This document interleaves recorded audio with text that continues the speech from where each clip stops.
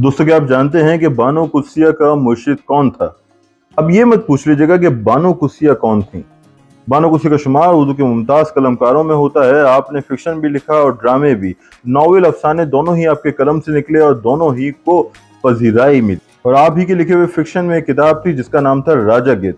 ये इल्जाम बिल्कुल गलत है कि ज़ियाउल हक ने राजा गिद्ध लिखवाया था। तो सवाल ये है कि राजा गिद्ध बानो आपा से किसने लिखवाया था? और यहीं से आपको इस सवाल का जवाब मिलता है कि बानो कुदसिया का मुर्शिद कौन था। बानो कुदसिया की शनाख्त का एक हवाला उनके शौहर अशफाक अहमद भी थे। बानो कुदसिया के टीवी इंटरव्यूज देखकर ये अंदाजा होता है कि वो अशफाक अहमद को अपना मुर्शिद करार दिया करती थी, मगर अशफाक अहमद के मुर्शिद थे कुद्दतुल्लाह शाहब।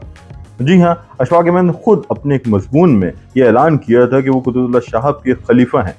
वैसे क्या आपने राजा गिद्ध पढ़ा है? अब ये खिलाफत का चक्कर क्या है और पीर क्या होता है, अगर आप ये नहीं जानते तो चैनल जरूर सब्सक्राइब कर लें, मगर याद रखें ये बात हम भी आपको समझा नहीं पाएंगे। तो चलते हैं उसी सवाल की जानिब, यानी बानो कुदसिया, उनकी मुर्शिद और राजा गिद्ध। मामला कुछ यूं है कि अगर उनकी किताब मर्द अब्रेशम पढ़ी जाए तो आप पे ये इंकशाफ होगा कि राजा गिद्ध दरअसल कुद्दतुल्लाह शाहब की तहरीक पे लिखी गई थी और कुद्दतुल्लाह शाहब के खलीफा थे अशफाक अहमद। यकीन ना आए तो अशफाक अहमद का वो मजमून पढ़ लें जिसके आगाज में वो ऐलान करते हैं कि वही कुद्दतुल्लाह शाहब के खलीफा हैं। मगर किस्सा मुख्तसर हम बात कर रहे हैं बानो आपा के मुर्शिद के बारे में। अगर आप मर्द अब्रेशम पढ़ें तो ये बात वाज़ेह हो जाती है कि वो कुद्दतुल्लाह शाहब को अपना मुर्शिद ठहराती थी। ना सिर्फ मुर्शिद ठहराती थी बल्कि इस किताब में तफसील से दर्ज है कि कैसे राजा गिद्ध लिखते हुए उन्हें कुद्दतुल्लाह शाहब की सरपरस्ती हासिल रही और उनकी तहरीक पे उन्होंने ये नावल मुकम्मल किया।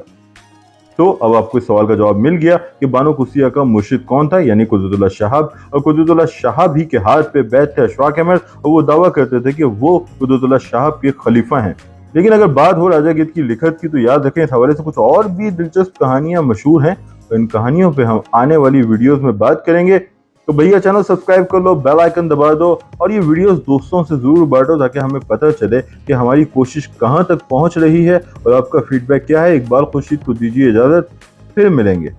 खुदा हाफिज। दोस्तों, क्या आप जानते हैं कि बानो कुदसिया का मुर्शिद कौन था?